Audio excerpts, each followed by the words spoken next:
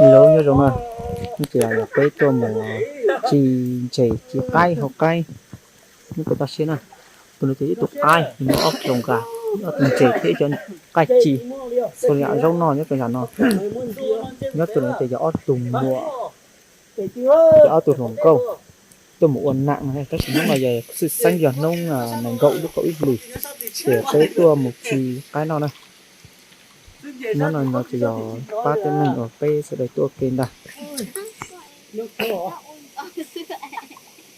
cái tụm chi số giảm nó có phải tao xia nè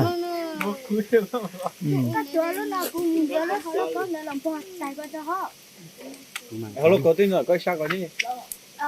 chả ê có yếu chi ít này đồng nó mình chỉ lấy có yếu tố trở đi nó cho thổi từ nào từ mùa ấy cái này muốn này đại chọc chỉ cái nó xưa Sốt đó nhưng về nha Không đã nè mà.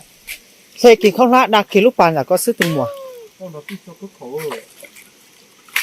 này thì cứ nó cái mũ ra một người ta phải cái tiền một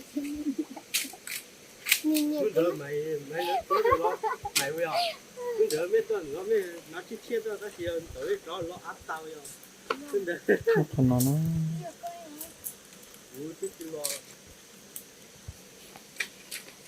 các tạo nọ hầu đàn này nhất chỗ này nó chỉ cái ô tùng chơi nó chơi cố xả em chế tù đã chỉ loại món này cho nó Thôi mà không phải tội tình không. Mỗi lần mua. Trời. Rồi mua. Có con nhẹ, đấy con nhẹ chính nó xưa à. không hay con mà Không có tỏ dù mất xa đi. Tỏ dù mất xa đi. bảo chú kia đi ra đi Một chập lời. bảo chú đi ra Nên ông ơi. thì thật chỉ nó này Sao bỏ lo màn thị thôi.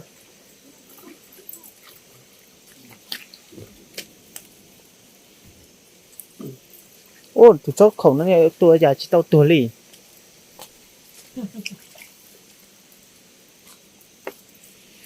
chỉ không cách xiếng cách chi đó nè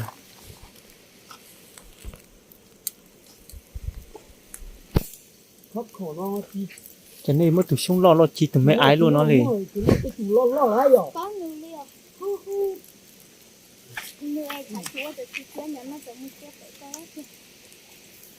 có Không sao đâu chú đi ba cứ nổ.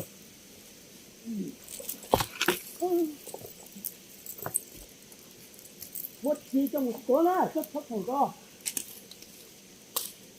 Trong một số mà mua ra. chạy xây lúc máy chưa mà chưa Có một mò cho mình. Cái này chỗ sắp tới lo tao một nó đã chỉ hỏi ý chi đâu. Vậy. Nó ta nhiều.